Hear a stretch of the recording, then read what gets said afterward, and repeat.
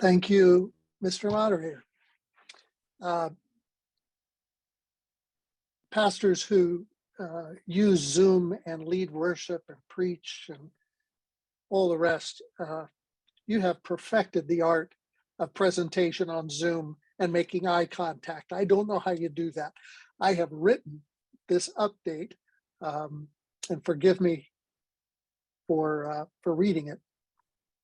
I started my preparation for this overview by reviewing attendance at the 2022 Presbyterian meetings, which are in your packet.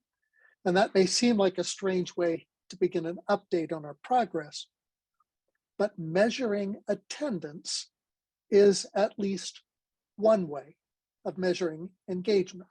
So based on the attendance, how engaged are we with one another? How connected are we?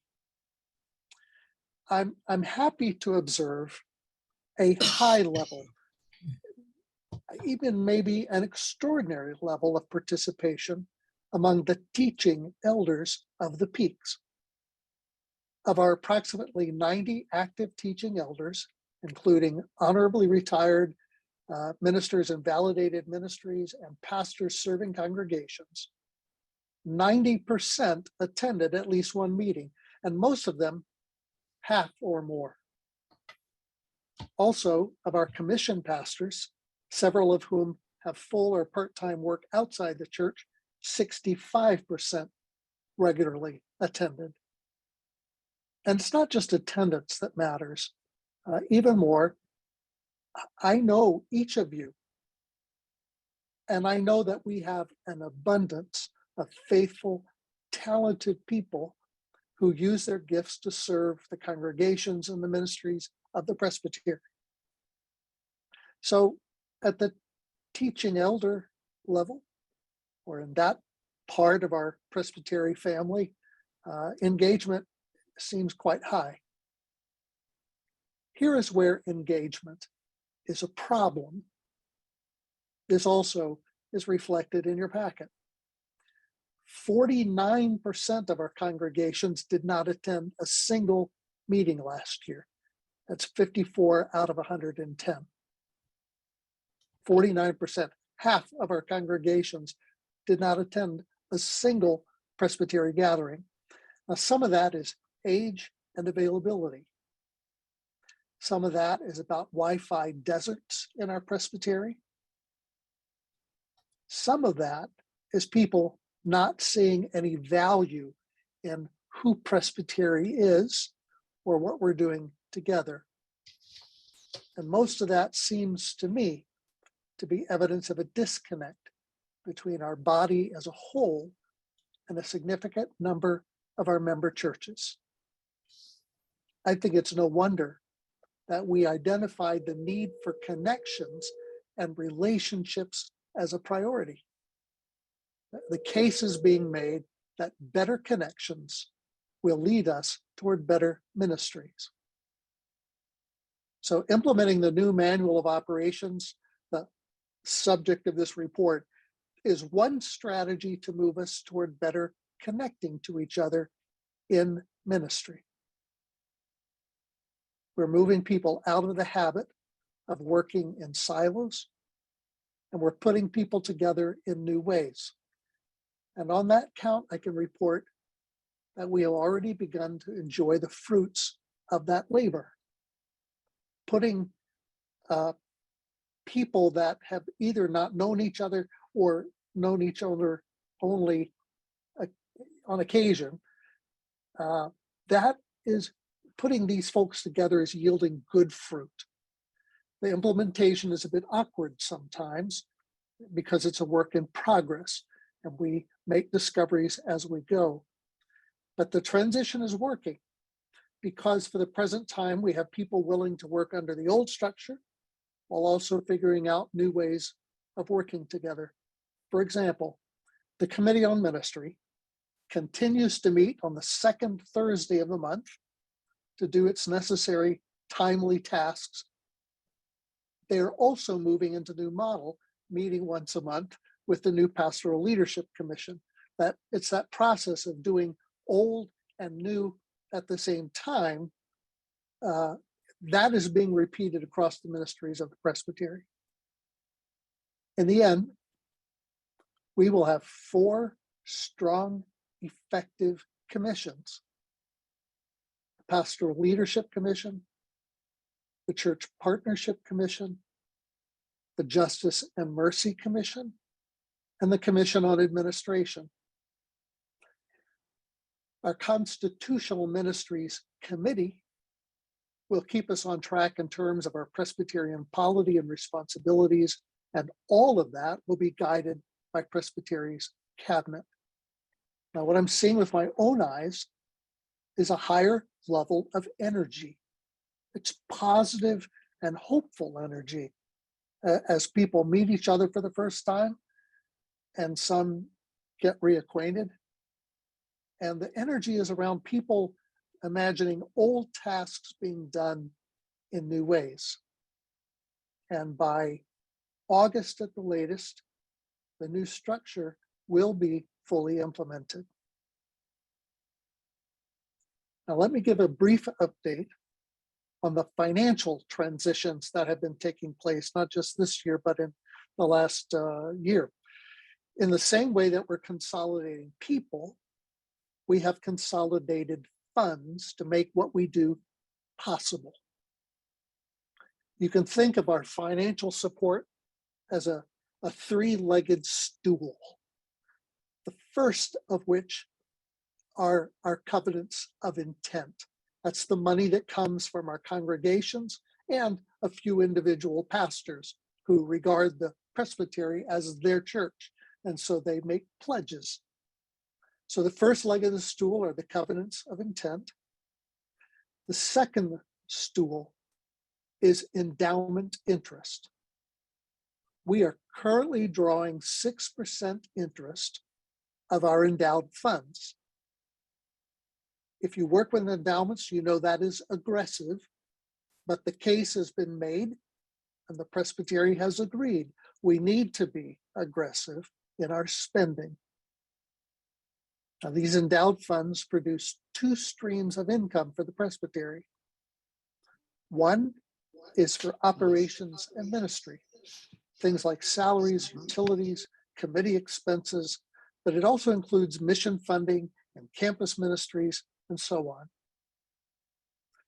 The second stream is new to the presbytery, at least the scale of it, the large scale of it is new.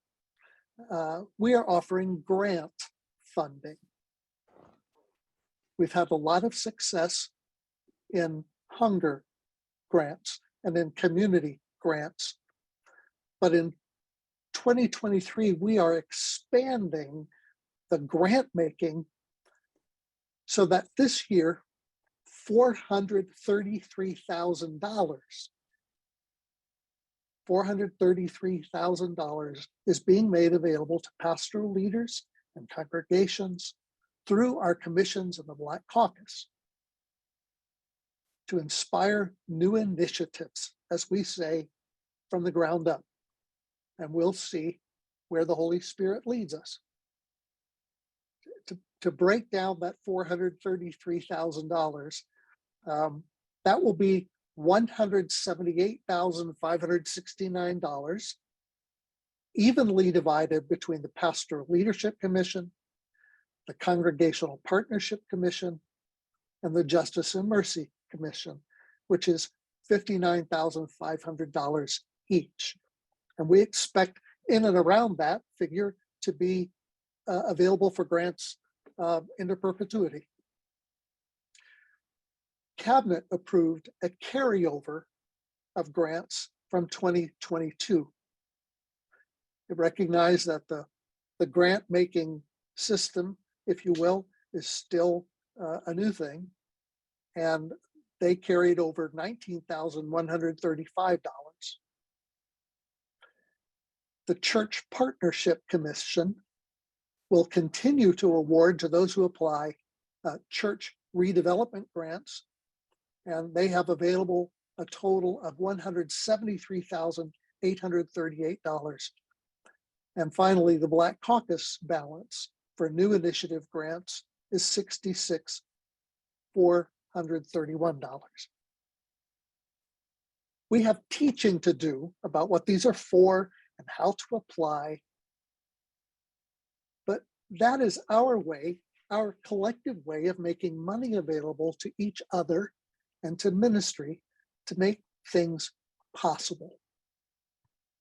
And finally, the third leg of the stool are designated gifts. Our congregations give tremendous amounts of money for hunger relief, disaster, educational institutions, and institutional ministries like that. We as a presbytery, we don't control, you don't control, I don't control where those funds go, but we act as a pass-through. But that represents the giving of congregations. And last year, designated gifts, that amount came to $141,363. Remember, that's over and above what people gave through their covenants of intent.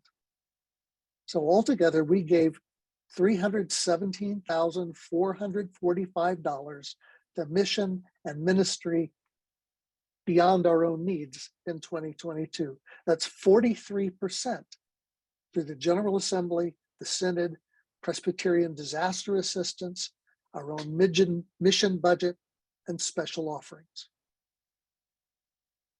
In short, Presbyterians in the Peaks are very generous. And we are doing the work of Jesus far and wide. And remember, the funds I'm talking about are on top of what our congregations are doing under the leadership of their sessions and pastoral leaders. One last update, and I'll be brief. As of November, we are fully staffed.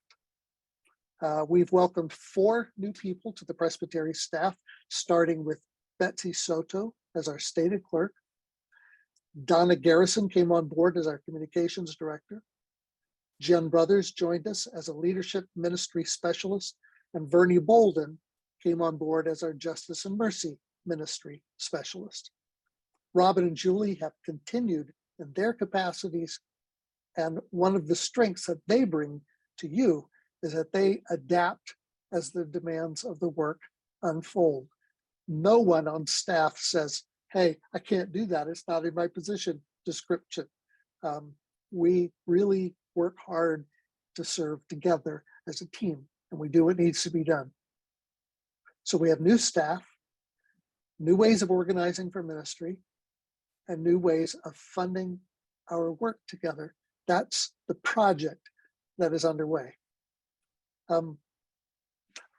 Did I mention that we're still adapting to and negotiating a pandemic? It has accelerated changes in church and culture that none of us have been well prepared for, but to which we are adapting nonetheless. And did I mention that every Sunday, 110 congregations gather to worship God, to read and learn the Bible, to enjoy a deep fellowship, and to care for each other, and who are doing all that they can to reach out to their neighbors in need. About 11,000 of us are serving Jesus Christ in the Presbytery of the Peaks day in and day out. And finally, I should mention that Jesus Christ is still Lord, still healing the world. And in him, we have every reason to hope and to work.